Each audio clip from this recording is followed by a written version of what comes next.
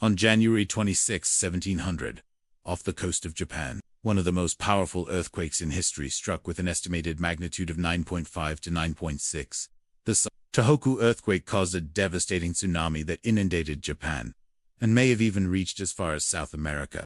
If something similar were to happen again today, it could alter the Pacific coastline forever, and if it were to hit California, it would be devastating. For some real context, the San Francisco area is about 80 miles from the San Andreas fault line. That's about the same distance from New York City to Washington, D.C., but unlike the nation's capital, sitting on top of a fault line as active as the San Andreas means that there is always a risk of major earthquakes happening. Major earthquakes can cause significant damage not only to nearby cities, but also to areas located further away. It all depends on the strength of the quake. This might be news to some people who think of earthquakes as solely regional disasters, but this isn't usually the case. When quakes are strong enough, their effects can be felt hundreds or even thousands of miles away. So when we talk about how a 9.5 earthquake could change the Pacific coastline forever, we mean more than just its immediate. The reverberations of such a disaster would be felt throughout the western United States, Canada, Mexico, and even around the Pacific Ocean. So what exactly would happen if a 9.5 megaquake actually struck? Let's take a look at what scientists believe would transpire. First up, the obvious. The energy released by a 9.5 earthquake would be immense. According to the Richter scale, each whole number increase in magnitude represents a 10-fold increase in the strength of the earthquake. As a result, a 9.5 earthquake would be 10 times stronger than a 9.0 earthquake and much more powerful than any earthquake ever recorded in human history. The initial shockwaves would be felt hundreds of miles away and could potentially reach as far as Alaska, Nevada, Utah, Arizona, and New Mexico. At the same time, the Pacific Ocean would experience a massive displacement of water. Tsunami waves would race across the ocean at speeds reaching 500 miles per hour, which is around 805 kilometers per hour.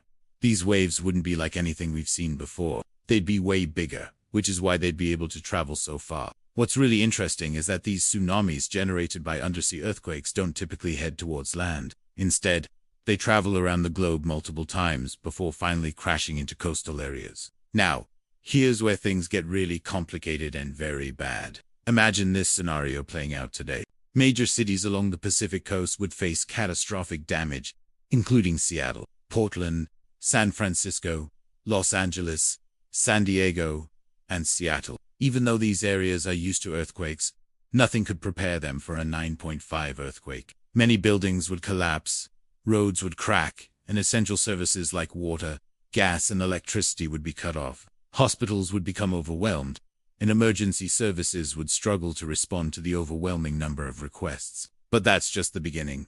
In places like Japan, where the 1700 megaquake originated, entire towns could be wiped off the map. We're talking about complete devastation. Aftershocks would continue to shake the region for weeks, causing additional damage and hindering rescue efforts. And let's not forget about the economic impact. The cost of rebuilding infrastructure, homes and businesses would be astronomical. Industries like tourism, fishing, and agriculture would suffer major setbacks due to the destruction of roads, ports, and farmland. The stock market would plummet and global financial markets would be thrown into chaos.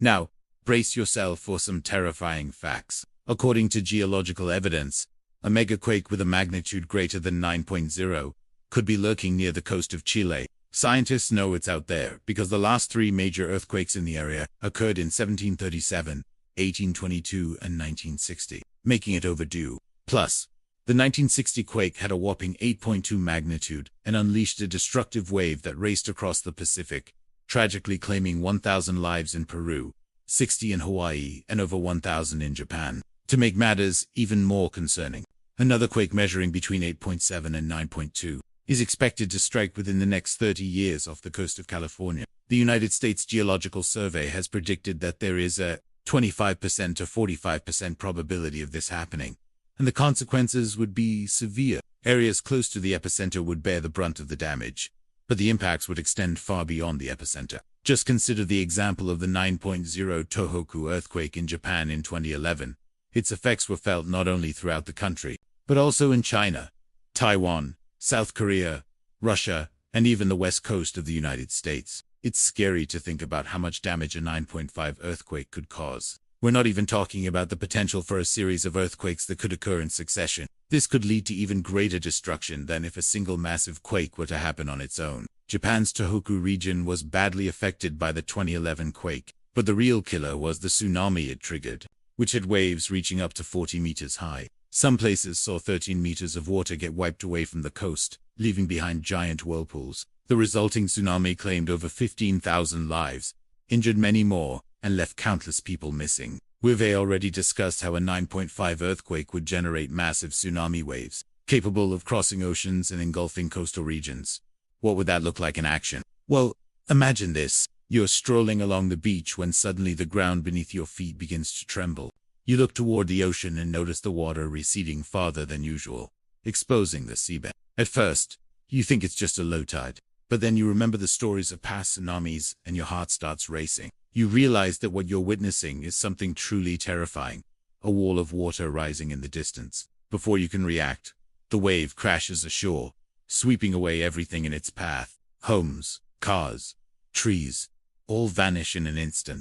Earthquakes like these would pose a serious threat to major population centers like Tokyo, Osaka, and Yokohama, potentially causing widespread devastation. But it's not just Japan that needs to worry. Countries like the Philippines, Indonesia, Thailand, Malaysia, India, Sri Lanka, and the Maldives would also be vulnerable to such disasters. Even remote islands like the Marshall Islands, Micronesia, Palau, and Samoa could face significant challenges in recovering from the aftermath. Now let's shift our focus to the west coast of the United States, particularly California. A 9.5 earthquake originating offshore could trigger a destructive tsunami that would wreak havoc in places like San Francisco, Los Angeles, and San Diego. These cities are known for their beautiful beaches and vibrant coastal communities. But after such a disaster, those beaches would be unrecognizable. They'd be littered with debris, wrecked buildings, and shattered lives. Coastal properties would be obliterated, leaving behind a haunting reminder of the wave's destructive power. In fact, a report by the California Institute of Technology estimates that a 9.0 earthquake could inundate coastal areas in Southern California with waves reaching heights of 10 to 30 feet. The economic impact would be devastating, with billions of dollars in property damage and business interruptions. Now, let's turn our attention to the potential impact on San Francisco. The city's iconic Golden Gate Bridge could be severely damaged or even collapse. The historic Fisherman's Wharf, Pier 39, with its famous sea lions, could be completely wiped away. Can just imagine the sight of sea lions strewn across the wreckage of what was once their home.